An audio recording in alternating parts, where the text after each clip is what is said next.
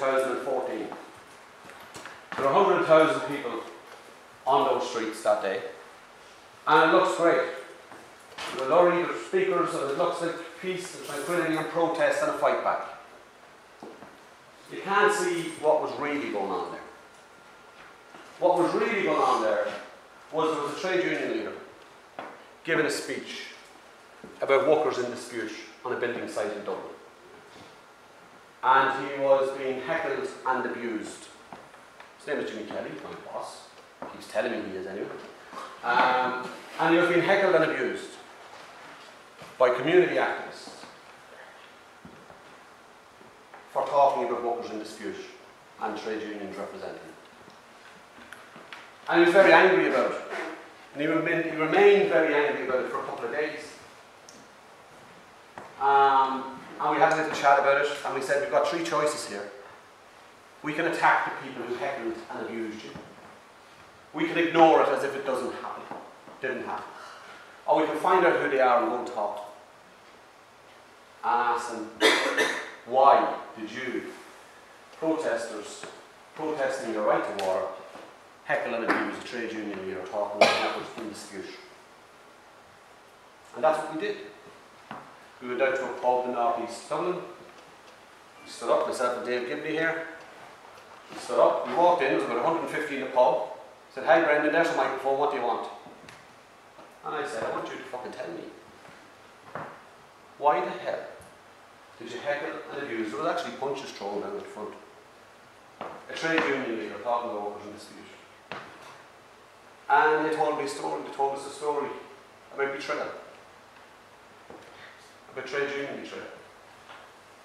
Of how the trade unions had abandoned their streets, their communities, their class in 1987 in order to enter into a pact called social partnership, of which we've heard something the last few days. And we began to talk, and we continued to talk, and there have been more events and more photographs. But that sort of sentiment, that sort of betrayal, there's a statement that was made and has been repeatedly made on the national media in the last 3 weeks. I don't know if you can read, so I'll read it for you. I think that face will be familiar. I believe that if the people on the left believed that they could win, then they could provide a viable alternative. I think, though, that there is a poverty of ambition on the left and a refusal to believe collectively that we could win. That and that. So that's got us thinking. Maybe Jack's right. I don't agree with him on a lot of things. I certainly don't agree with him and his role in social partnership and what it's done to communities, to families, to jobs all over Ireland. But maybe he's right.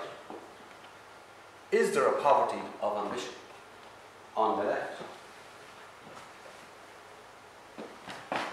That's what I call poverty of ambition.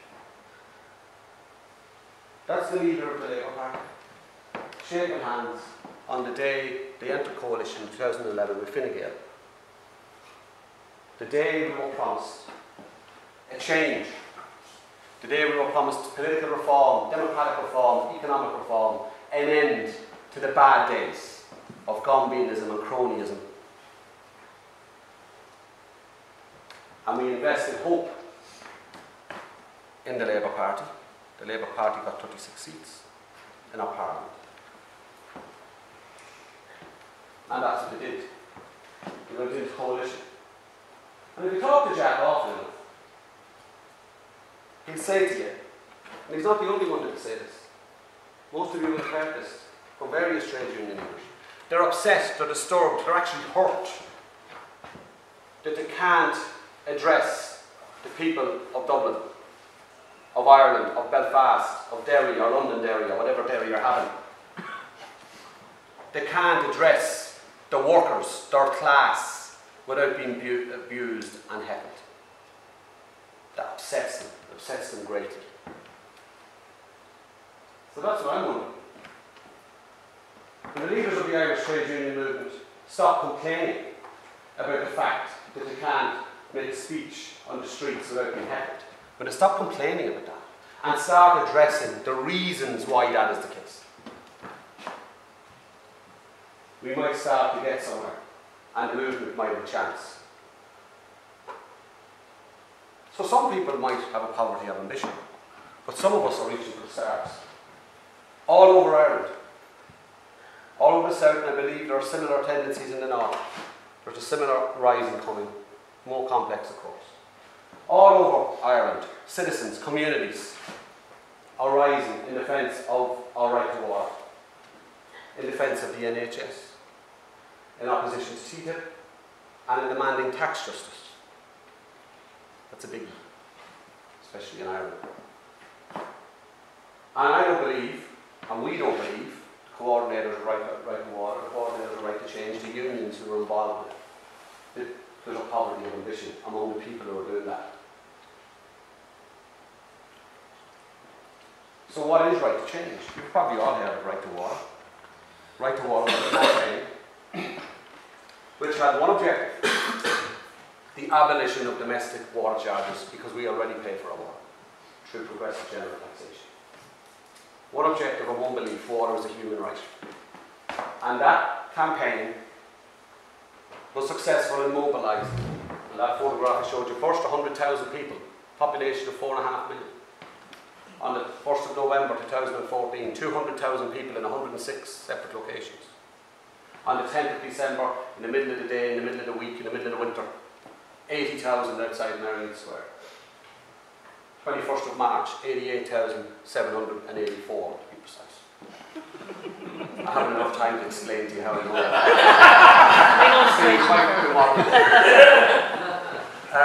And on the 29th of August, my favourite, probably the biggest Right2Water demonstration ever.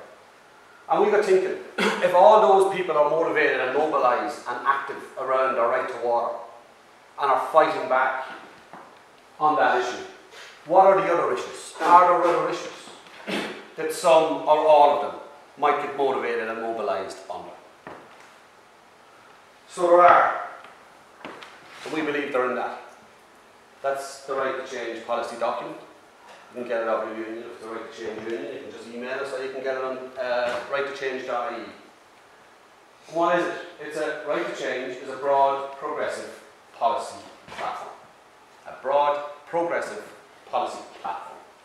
It's broad because we believe no single element of the campaign, the Right2Water, the Right2Change campaign, no single union, no single individual, no single community group, no single political party, no single independent.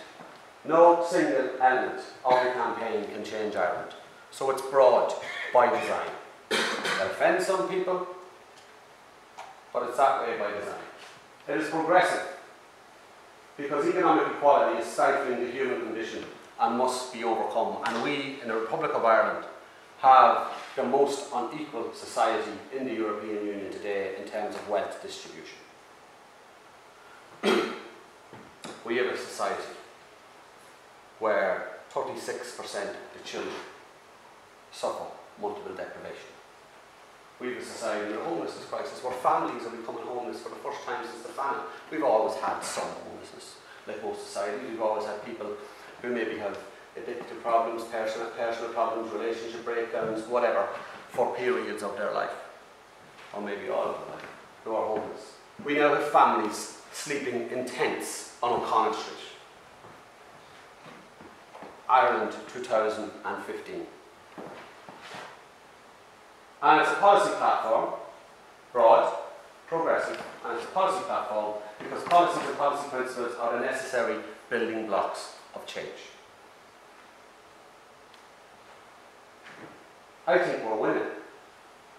Paddy Macklin will remember that. That was the day in Ennis that the Irish trade union movement, north and south, united and demonstrated the ambition and the unity to do so. That was the day, the first and only day so far, that the two largest unions in Ireland, SIT2 and Intact, got overturned by the rest of the movement fighting back on behalf of the communities and the workers we represent. There's another photograph of us winning. That was the day I talked about, the middle of the winter. In the middle of the week, where 88,000 people turned out in Dublin, the 10th of December last year. And that's the 29th of August, O'Connell Street. That's March. Thanks, Dave. That's us losing. When you read that, I used to be your neighbour. And we have a problem because while some have a poverty of ambition, so much so that they are facilitating that degree of inequality, others are leading the fight back. The Right2Water campaign, as I said, has been, still is, and will be again in the next few weeks, the biggest mass mobilisation of citizens on a single issue since Stevie Coyle's partition. And the Right2Change movement is growing out of that, is developing out of that. The Right2Change policy platform only has one policy. It's in the blue pages, on the book that you're all going to download when you go home tonight. And it is a policy which gives expression to the human right to water. Water and the right to water has been the source of the biggest ongoing mobilisation, and this policy calls for the abolition of Irish water within 100 days of progressive government. The abolition of Irish water within 100 days of a progressive government. It also calls for a constitutional referendum, not any old constitutional referendum, a specific constitutional referendum on a new Article 28.421, which would make the public ownership of our water in public hands a constitutional imperative for all future governments in perpetuity. And it will ensure the right to water policy, that our water will continue, because we are the only country in the European Union, we are the only country who pay for our water and sanitation services through progressive general taxation. That's so unusual. Some people tell us we don't pay for it at all. I don't know how that happened. But by paying for water and sanitation through progressive general taxation, we're the only country with zero water power. We've loads of it. We've loads of inequality. We've loads of deprivation. But we have zero water power. When you go to wash, to feed your children, to cook, and you turn on the tap, water comes out. Whether you've got money in your pocket at that precise moment or whether you don't. And it comes out in all the houses and all the homes. And that's something the Right2Change organisation wants to protect. And that's something the water movements all around Europe and the United States are looking at us as the example of. Not the other way around.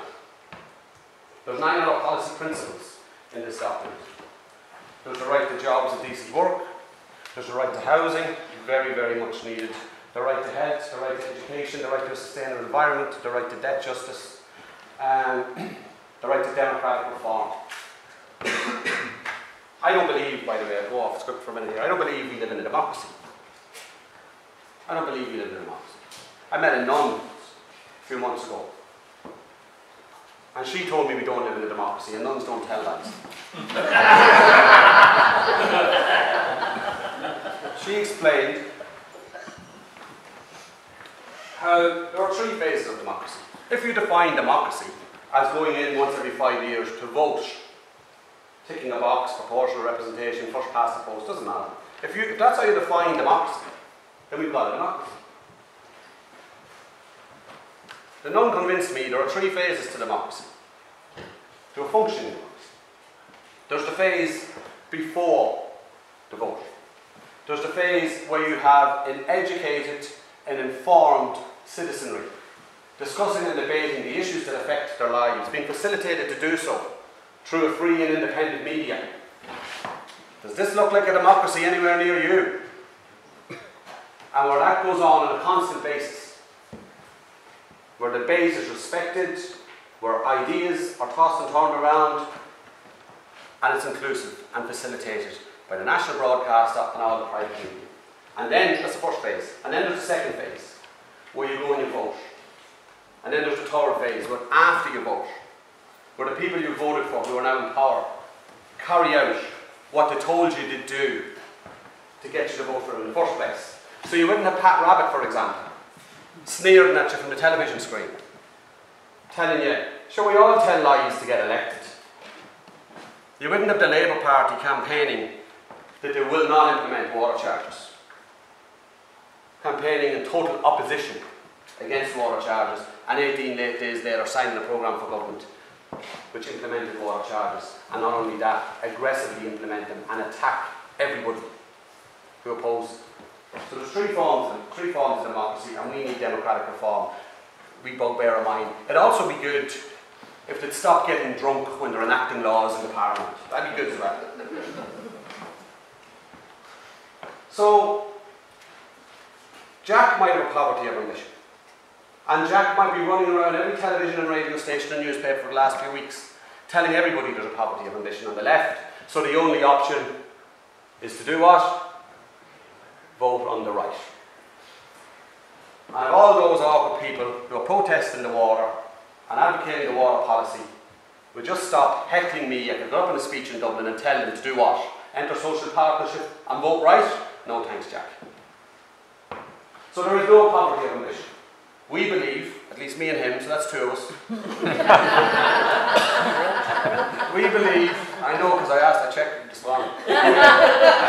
We believe that Right2Change, this broad progressive policy platform, which is citizen-led, community-led, but union-facilitated, connecting the disconnect, unions facilitating a community-led movement. That's what it is. We believe Right2Change will become a permanent feature that will redefine politics in Ireland, potentially north and south. Potentially north and south. We've seen an example of it north and south in the ICTU.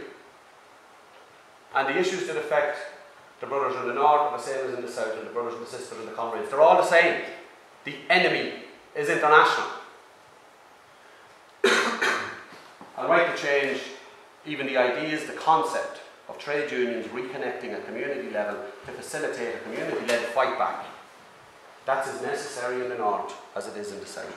And there's no reason why it can't happen. It might be it is a bit more complicated, I'm not stupid. But it can happen, and it has to happen. And Right2Change, by becoming a permanent feature of the redefined politics, will facilitate a progressive, citizen-led move away from the politics of gone beans, lies, and betrayal. The trade union movement, in my personal opinion, has been in a phase of self-harm since 1987. Generations have been lost to the trade union movement while it's been in this phase of self-harm. But by reconnecting with our base, with our class, don't be afraid to use that word, and showing courage now, we are on the cusp of a great renewal. In Portugal, in Greece, in Spain, in Britain, in Ireland, north and south, we are on the cusp. There is no poverty of ambition. We are on the cusp of a great renewal. We don't have any more time to waste. We don't have another generation. We don't have another 5 or 10 years. We organise 17% of workers in the private sector. 17%. And we haven't even got a government that will put in legislation that will enable us to organise more. So there's no time to waste. This is a once-off, possibly final opportunity for the trade union movement as we know it to rescue itself from its own betrayal and to rescue our class back